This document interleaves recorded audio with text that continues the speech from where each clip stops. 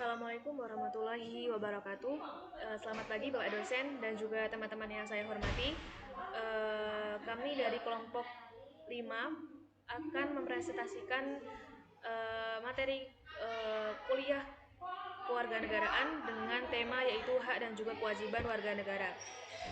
Sebagai warga negara yang baik, tentunya kita memiliki hak dan juga kewajiban yang harus dijalankan agar tercipta lingkungan masyarakat yang seimbang, yaitu yang adil dan juga sejahtera. Melalui presentasi ini kami berharap agar kita dapat memahami akan pentingnya hak dan juga kewajiban sebagai warga negara yang baik dan juga menambah wawasan kita tentang hak dan juga kewajiban warga negara. Sebelumnya, izinkan kami untuk memperkenalkan diri. Kami dari kelompok 5, nama saya yaitu Zaki Fatin Azahro dengan NIM 69. Kenalkan, nama saya Dita Afia Putri dengan NIM 64. Saya Saskia Ayu Aisyah Fira Putri dengan NIM 2406-0211-0104. Baik, untuk pembahasan yang pertama yaitu mengenai pengertian warga negara. Syarat-syarat utama berdirinya suatu negara merdeka adalah harus ada wilayah tertentu, ada rakyat yang tetap, dan ada pemerintahan yang berdaulat. Ketiga syarat ini merupakan satu kesatuan yang tidak dapat dipisahkan. Warga negara adalah rakyat yang menetap di suatu wilayah, dan rakyat tertentu dalam hubungannya dengan negara tersebut. Dalam hubungan antar warga negara dan juga warga negara tentunya mempunyai kewajiban-kewajiban terhadap negara, dan sebaliknya, warga negara juga mempunyai hak-hak yang harus diberikan dan dilindungi oleh negara. Setiap warga negara adalah penduduk dari suatu negara, sedangkan setiap penduduk belum tentu adalah warga negara, karena mungkin mereka adalah orang asing atau bukan citizens dalam kurung penduduk asli dari negara tersebut.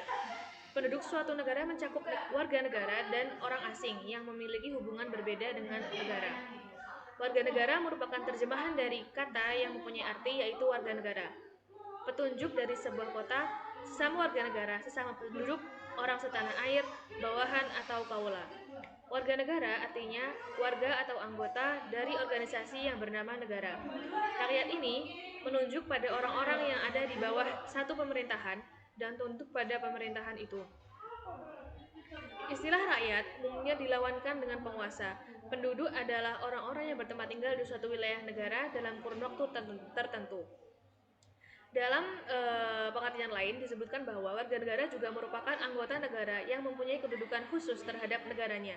Dengan demikian, warga negara memiliki hak dan juga kewajiban yang harus dijalankan dan dipenuhi kepada negaranya. Namun, di saat yang sama, warga negara juga memiliki hak yang harus dipenuhi oleh negara tersebut. Lalu yang pengertian asas dan juga kewarganegaraan. Asas-asas kewarganegaraan merupakan dasar dalam berpikir yang menentukan masuk tidaknya seseorang dalam golongan warga negara dari suatu negara tersebut. Ada dua jenis asas kewarganegaraan yang diterapkan oleh negara-negara di dunia, yaitu yang pertama ada asas ius soli, yaitu merupakan asas kewarganegaraan yang ditetapkan berdasarkan wilayah tempat dari orang tersebut lahir. Lalu yang kedua yaitu ius sanguinis. Ius sanguinis merupakan sebutan dari asas kewarganegaraan yang menentukan kewarganegaraan penduduknya berdasarkan hubungan darah dengan orang tuanya. Misalkan, jika seseorang lahir di negara Indonesia dari pasangan berkewarganegaraan Jerman, bayi ini dilahirkan di Indonesia karena orang tuanya bekerja di Indonesia. Karena negara kita menganut ius sanguinis, maka bayi itu dianggap berkewarganegaraan Jerman. Lalu di Indonesia, asas-asas yang dianut dalam Undang-Undang Nomor 12 Tahun 2006 tentang Kewarganegaraan Republik Indonesia adalah sebagai berikut. Yang pertama yaitu asas ius sanguinis atau law of the blood. Asas ini yang menentukan kewarganegaraan seseorang berdasarkan keturunan, bukan berdasarkan negara tempat kelahiran. Lalu yang kedua ada ius soli atau law of the soil. Secara terbatas adalah asas yang menentukan kewarganegaraan seseorang berdasarkan negara tempat kelahiran, yang diberlakukan terbatas bagi anak-anak sesuai dengan ketentuan yang diatur dalam undang-undang ini. Lalu yang ketiga yaitu asas kewarganegaraan tunggal, yaitu asas yang menentukan satu kewarganegaraan bagi setiap orang. Yang keempat yang terakhir adalah asas kewarganegaraan ganda atau asas kewarganegaraan ganda terbatas adalah asas yang menentukan kewarganegaraan ganda bagi anak-anak sesuai dengan ketentuan yang diatur dalam undang-undang ini. Baik, topik ketiga merupakan problematika status kewarganegaraan. Yang pertama adalah apartheid. Nah, apartheid merupakan seseorang yang tidak memiliki status kewarganegaraan. Orang yang berada dalam kondisi ini tidak akan diakui sebagai warga negara di negara manapun, sehingga dia tidak bisa melakukan hubungan dengan negara manapun. Jadi, dia tidak bisa menuntut hak dan kewajiban ataupun yang lainnya terhadap negara manapun. Nah, yang kedua merupakan bipartheid. Merupakan istilah bagi seseorang yang memiliki dua kewarganegaraan. Orang dalam kondisi bipartheid akan memiliki peran ganda pula, yaitu wajib memenuhi hak dan kewajiban sebagai warga negara di dua negara yang mengakuinya sebagai warga negara. Nah, problem yang terakhir adalah multipride, yaitu orang yang memiliki dua atau lebih status kewarganegaraan. Hal ini bisa terjadi jika seseorang yang telah memiliki kewarganegaraan ganda saat dewasa menerima atau meminta status kewarganegaraan dari negara lain dengan tidak melepas status kewarganegaraan yang lama. Namun, hanya sedikit negara yang memberikan status multipride untuk warganya. Nah, materi keempat merupakan cara memperoleh kewarganegaraan. Ada 7. Yang pertama adalah sudah berusia 18 tahun atau sudah menikah. Yang kedua, pada saat mengajukan permohonan sudah berdomisili di negara Republik Indonesia paling singkat 5 tahun berturut-turut atau paling singkat 10 tahun tidak berturut-turut. Yang ketiga adalah sehat jasmani dan rohani. Yang keempat adalah mampu berbahasa Indonesia serta mengakui dasar negara Indonesia adalah Pancasila dan Undang-Undang Republik Indonesia tahun 1945. Yang kelima, tidak pernah dijatuhi pidana karena melakukan tindak pidana yang diancam dengan pidana penjara 1 tahun atau lebih. Yang keenam merupakan jika dengan memperoleh kewarganegaraan Republik Indonesia tidak menjadi kewarganegaraan ganda. Dan yang terakhir adalah mempunyai pekerjaan atau penghasilan di negara lain. Selanjutnya yaitu penyebab hilangnya kewarganegaraan Indonesia.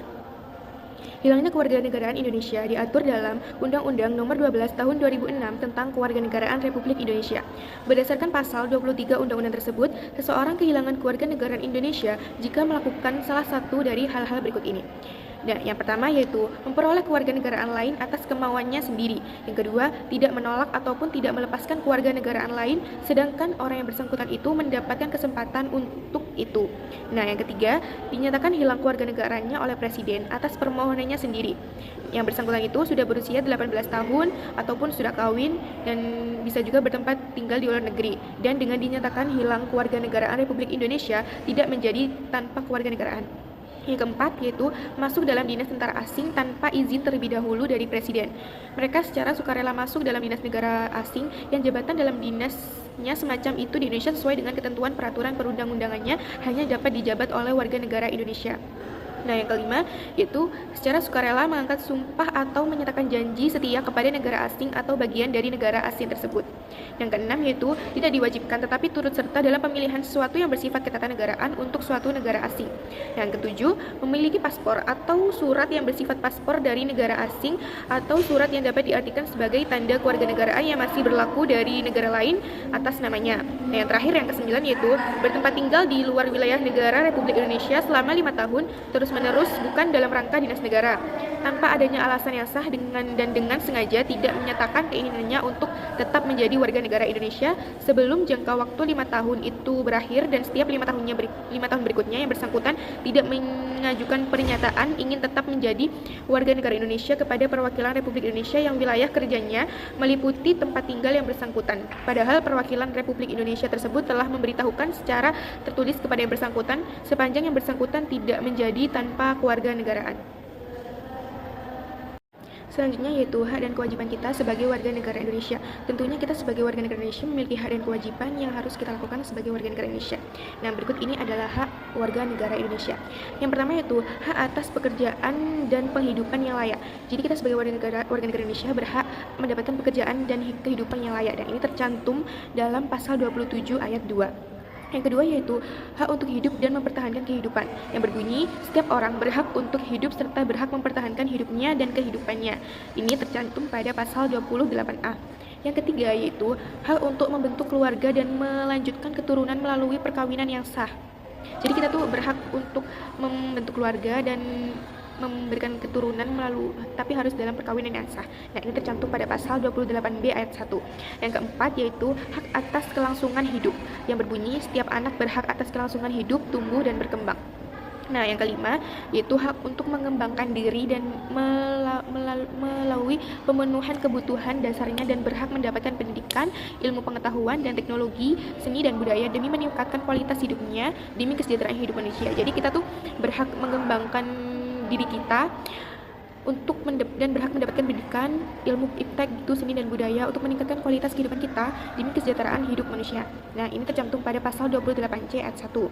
Yang keenam yaitu hak untuk memajukan dirinya dalam memperjuangkan haknya secara kolektif untuk membangun masyarakat, bangsa dan negaranya. Ini tercantum pada pasal 28C ayat 2. Yang ketujuh yaitu hak atas pengakuan, jaminan, perlindungan, dan kepastian hukum yang adil serta perlakuan yang sama di depan hukum. Jadi kita berhak untuk mendapatkan perlakuan yang sama di depan hukum gitu. Nah, ini tercantum pada pasal 28D ayat 1. Yang selanjutnya yaitu hak untuk mempunyai hak milik pribadi, hak untuk hidup, hak untuk disiksa, hak kemerdekaan pikiran dan hati nurani, hak beragama, hak untuk tidak diperbudak, hak untuk diakui sebagai pribadi di hadapan hukum, dan untuk tidak dituntut atas dasar hukum yang berlaku surut adalah hak asasi manusia yang tidak dapat dikurang dalam keadaan apapun. Ini tercantum pada pasal 28I ayat 1. Selanjutnya yaitu kewajiban kita sebagai warga negara Indonesia. Yang pertama yaitu wajib menaati hukum dan pemerintahan. Hal ini tercantum pada pasal 27 ayat 1 Undang-Undang 1945 yang berbunyi segala warga negara bersamaan kedudukannya di dalam hukum dan pemerintahan dan wajib menjunjung hukum dan pemerintahan itu dengan tidak ada pengecualian. Yang kedua yaitu wajib ikut serta dalam upaya pembelaan negara. Ini tercantum pada pasal 27 ayat 3 Undang-Undang 1945 yang menyatakan bahwa setiap warga negara berhak dan wajib ikut serta dalam upaya pembelaan negara. Yang ketiga, wajib menghormati hak asasi manusia lain. Nah, pasal 28J mengatakan bahwa setiap orang wajib menghormati hak asasi manusia orang lain. Yang keempat, wajib tunduk kepada pembatasan yang ditetapkan dengan undang-undang. Dan pada pasal 28J ayat 2 menyatakan dalam menjalankan hak dan kebebasannya, setiap orang wajib tunduk kepada pembatasan yang ditetapkan dengan undang-undang dengan maksud untuk menjamin pengakuan serta penghormatan atas hak kebebasan orang lain dan untuk memenuhi tuntutan yang adil sesuai dengan pertimbangan moral, nilai-nilai agama, keamanan, dan ketertiban umum dalam suatu masyarakat demokratis. Yang kelima yaitu wajib ikut serta dalam usaha pertahanan dan keamanan negara. Ini tercantum pada pasal 30 ayat 1 Undang-Undang 1945 yang menyatakan bahwa tiap-tiap warga negara berhak dan wajib ikut serta dalam usaha pertahanan dan keamanan negara.